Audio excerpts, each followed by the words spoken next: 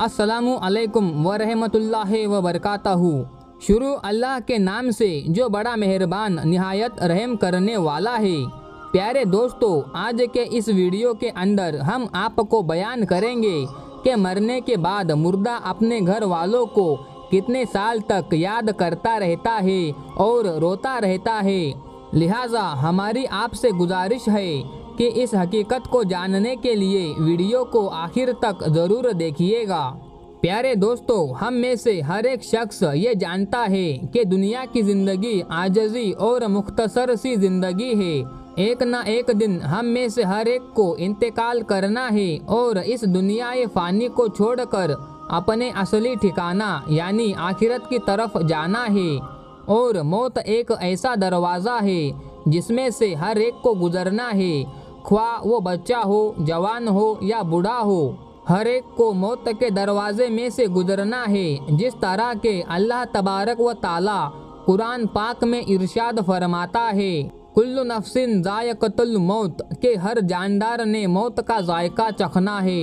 प्यारे दोस्तों, दुनिया और आखिरत के बाद एक और आलम है जिसको हम आलम बरज़ख कहते हैं। मरने के बाद और क़यामत से पहले तमाम जिन और इंस की अरवाह को हमें मरहमतम इसमें रहना होता है और रूह कहीं भी हो जिस्म के साथ इसका ताल्लुक रहता है। कब्र पर आने वालों को पहचानती है और ये कहना कि फ़ला की रूह फ़ला के अंदर चली गई या इसने दोबारा जन्म लिया और ये अकीदा कुरान और सुन्नत के खिलाफ है। हदीस शरीफ में आता है कि जब मुसलमान मरता है तो इसकी राह खोल दी जाती है कि जहाँ चाहे वहाँ चला जाए। और हज़रत सईद बिन मसरी रज़ी अल्लाह ताला अन्हु से मरवी है कि हज़रत सुलेमान फ़ारसी अब्दुल्ला बिन सलाम रज़ी अल्लाह ताला अन्हु जब बाहम आपस में मिले तो एक दूसरे से कहा कि अगर मुझसे पहले कोई इंतकाल करे तो मुझे खबर ज़रूर देना कि वहाँ क्या पेश आया है। कहा, क्या जिंदे और मुर्दे भी मिलते हैं? तो फरमाया, हम मुसलमान की रूह जन्नत में होती है और इन्हें इख्तियार होता है जहाँ चाहे चली जाए। प्यारे दोस्तों, अब सवाल ये है, क्या मरने के बाद मुर्दे अपने घर वालों को याद करते हैं? जब किसी इंसान का इंतकाल होता है तो मरने वाले शख्स को ये मालूम होता है कि हम इस दुनिया से मुंतकिल होकर इस दुनिया में यानी कि आलम बरज़ख में आ गए हैं। और इनको ये सारी चीज़ें याद होती है कि ये हमारा घर है, मकान है, रिश्तेदार है और हमारे बहन भाई भी है और हमारी एक फैमिली है। और यहाँ तक कि जब इस मुर्दे के रूह निकल जाती है और उसको दफनाया जा रहा होता है तो फिर उस वक्त वो मुर्दा अपनी आँखों से सारी चीज़ें देख भी रहा होता है, यानी कि उसकी रूह तमाम चीज़ों को देख रही होती है और उसको पता होता है कि अब हमें कफन पहनाया जा रहा है और अब हमारे जनाजे को उठाया जा रहा है। लिहाजा नेक बंदा तो यहाँ तक कहता है जबकि जनाजे को लोग उठाते हैं तो वो कहता है, ऐ लोगों, जल्दी मुझे लेकर कब्रिस्तान की तरफ चलो और बहुत जल्द मुझे मेरे असली ठिकाने में यानी कब्र के अंदर पहुँचा दो, क्योंकि इसको मौत पर ही पता चल जाता है कि इसका आगे क्या होने वाला है, यानी आगे आने वाले जो मामले हैं वो अच्छे हैं या मुश्किल, सख्त है या आसान, इसको पहले से पता चल जाता है। क्योंकि रूह निकलते वक्त की जो शक्ति होती है, रूह को इस चीज़ से अंदाज़ा हो जाता है और इसको ये मालूम हो जाता है कि इसके आगे क्या होने वाला है। इसी वजह से जो मोमिन बंदा होता है वो कहता है, मुझे जल्दी लेकर चलो और मुझे कब्र के अंदर उतार दो और मेरे असली ठिकाने तक मुझे पहुंचा दो। क्योंकि हुजूर नबी करीम सल्लल्लाहु अलैहि वसल्लम ने इरशाद फरमाया, दुनिया मोमिन के लिए कैद खाना है और काफिर के लिए जन्नत। नाज़नीन मोहतरम, इसके बरअक्स जो गुनहगार, फाजिर, फाजिल और बेनमाजी इंसान होता है तो वो चीख चीख कर ये कहने की कोशिश करता है कि ऐ लोगों, तुम मुझे कहाँ लेकर जा रहे हो, ऐ मेरे बच्चों। यानी कि वो अपनी फैमिली से कहता है कि मैंने अपने बच्चों के लिए बहुत ज़्यादा कमाया, इनके लिए घर और मकान बनाया, और अब तुम हमें हमारे घर से निकाल कर अंधेरी कब्र की कोठरी के अंदर कहाँ डालने जा रहे हो। और इसे बहुत घबराहट होती है तो अपनी ज़ुबान हाल से कहने की कोशिश करता है कि ऐ लोगों, मुझे मत लेकर जाओ। बहरहाल दोस्तों, इसको जब कब्र के अंदर रख दिया जाता है तो इसको ये पता होता है कि अब हम कब्र के अंदर हैं और हमारी फैमिली और हमारे तमाम अजीज़ो अकाइब और रिश्तेदार उस पिछली दुनिया में है जहाँ पर वो पहले मौजूद थे। इसी वजह से रिवायत में आता है कि जब कोई इंसान अपने किसी मुर्दे की कब्र पर जाता है तो वो मुर्दा इसकी कब्र पर आने वाले को पहचानता भी है कि हमारा फलाना शख्स है। अगर बाप कब्र के अंदर है तो पहचान लेता है कि हमारी कब्र पर आया हुआ ये हमारा बेटा है, हमारा भाई है, हमारा रिश्तेदार है।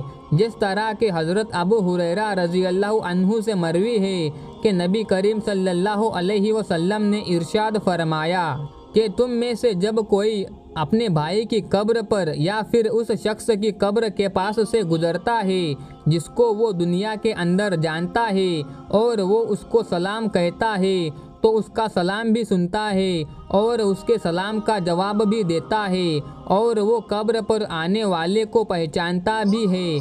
और अगर कब्र पर कोई अजीज़ रिश्तेदार जाता है तो कब्र वाले को बहुत ज़्यादा खुशी होती है। लेकिन अगर मुर्दा गुनहगार होता है और अपने गुनाहों की वजह से सजाए भुगत रहा होता है तो वो कब्र पर आने वाले को पहचान कर भी इसकी तरफ कोई तवज्जो और ध्यान नहीं देता, क्योंकि कब्र के अंदर उसकी ज़िंदगी अजीरन बन चुकी होती है और वो अजाब से दो चार हो रहा होता है। इसी वजह से उसका कब्र पर आने वालों की तरफ ध्यान नहीं होता।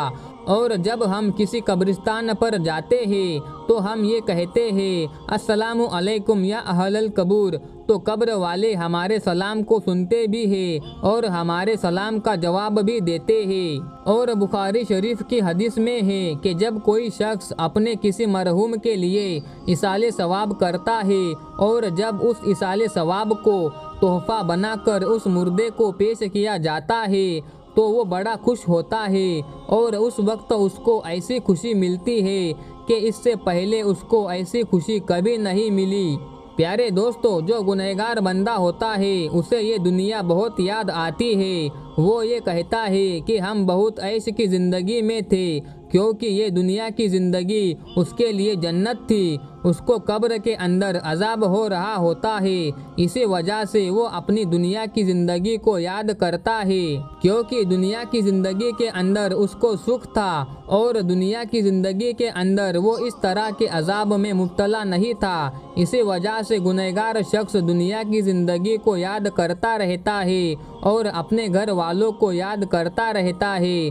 इसी वजह से इस्लाम में मरहूमीन के लिए इसाले सवाब की तलकीन की गई है, क्योंकि इसाले सवाब करने से जो गुनहगार होता है उनके गुनाहों की बख्शिश होती है और जो नेकोकार होते हैं उनके दर्जात बुलंद होते हैं। लिहाजा हमें हर हाल में अपने मरहूमीन को याद रखना चाहिए और उनके लिए इसाले सवाब का एहतमाम करना चाहिए। और हमें चाहिए कि जब हम इस्तग़फ़ार करें तो हम सिर्फ़ अपने लिए ना करें, बल्कि अपने इस्तग़फ़ार में अपने तमाम अजीज़ व अकाइब रिश्तेदार मरहूमीन को भी शामिल रखें। नाज़नीन मोहतरम, लेकिन जो नेक बंदा होता है तो वो दुनिया की ज़िंदगी को याद नहीं करता, क्योंकि दुनिया की ज़िंदगी उसके लिए कैद खाना थी और उसके लिए कब्र की ज़िंदगी यानी कि आलम बरज़ख की ज़िंदगी जन्नत होती है, क्योंकि उसके लिए कब्र में जन्नत का बिछौना बिछा दिया जाता है और उसको जन्नत का लिबास पहना दिया जाता है और उसकी कब्र जन्नत के बागों में से एक बाग बना दी जाती है और इसकी कब्र में जन्नत की खिड़की खोल दी जाती है, जिससे जन्नत की खुशबू कब्र के अंदर उसको महसूस होती है और नेक बंदा बड़ा ही राहतों और सुकून में होता है। इसी वजह से उसको दुनिया की और अपने घर वालों की किसी किस्म की कोई टेंशन और फिक्र और परेशानी नहीं होती, क्योंकि अब वो अपनी उस ज़िंदगी में होता है जिसके अंदर उसको राहत और सुकून होता है और जिसके अंदर उसको हमेशा हमेशा रहना है, और वो इसी में खुश होता है, क्योंकि वहाँ पर उसको किसी किस्म की कोई परेशानी और तकलीफ़ नहीं होती, बल्कि उसके लिए राहतें ही राहतें होती है। और जो गुनहगार बंदा होता है उसको ये दुनिया बहुत याद आती है और वो कब्र की वहशतों से बहुत परेशान होता है। प्यारे दोस्तों, जो असल चीज़ है वो अमल है। जिस तरह के अल्लामा इकबाल रहमतुल्लाह अलैह इरशाद फरमाते हैं कि अमल से बनती है ज़िंदगी, जन्नत भी जहन्नम भी। ये खाकी अपनी फितरत में ना नूरी है ना नारी, अमल पर है सारी चीज़ें। अगर इंसान के अमल अच्छे हैं तो मौत से अच्छा कोई मैसेज नहीं, और अगर इंसान के अमल ख़राब है तो मौत से बुरा उसके लिए कोई पैगाम नहीं।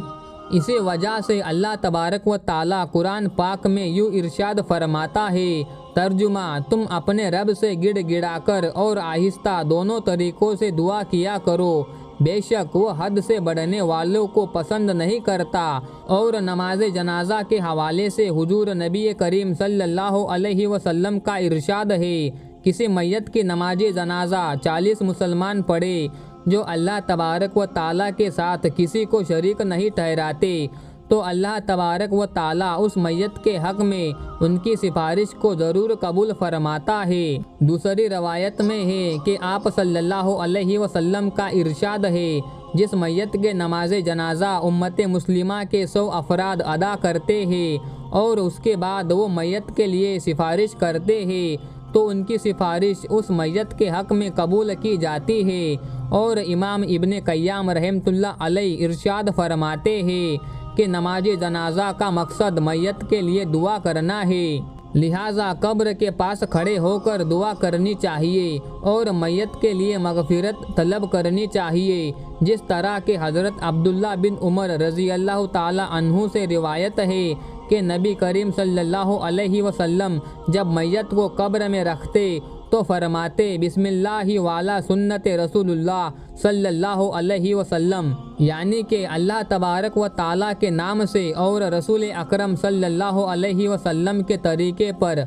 नाज़नीन, हज़रत उस्मान बिन अफ़्फ़ान रज़ी अल्लाह ताला अन्हु से रिवायत है, वो कहते हैं कि जब रसूलुल्लाह सल्लल्लाहु अलैहि वसल्लम मैयत की तदफीन से फारिग होते तो कब्र पर खड़े होकर फरमाते, अपने भाई के लिए मगफिरत की तलब करो और इसके लिए साबित कदमी मांगो, इसलिए कि अब इससे सवाल किए जाएंगे। अल्लाह तबारक व ताला से दुआ है कि अल्लाह तबारक व ताला हमें नेक आमाल करने और गुनाहों से बचने की तौफीक अता फरमाए और हमें दुनिया, आखिरत, कब्र और हश्र में कामयाबी से हम किनार फरमाए। और अल्लाह तबारक व ताला हमें अपने तमाम मरहूमीन, तमाम मुस्लिमीन, मुस्लिमात, मोमिनीन, मोमिनात के लिए ज़्यादा से ज़्यादा इसाले सवाब करने और उनके लिए मगफिरत की दुआ करने की तौफीक अता फरमाए, आमीन। प्यारे दोस्तों, उम्मीद करता हूँ कि आज की वीडियो आपको पसंद आई होगी। वीडियो को लाइक ज़रूर करें और साथ ही साथ चैनल को भी सब्सक्राइब कर दे। अल्लाह ताला मेरा बताना और आपका सुनना अपनी बारगाह इलाही में कबूल फरमाए। मोहतरम नाज़नीन, अल्लाह पाक के 99 नामों में से एक नाम कमेंट बॉक्स में ज़रूर लिखें। आपसे मुलाकात होगी अगली वीडियो में, तब तक के लिए अपना और अपने ईमान का ख्याल रखिएगा। अस्सलामु अलैकुम, अल्लाह हाफिज़।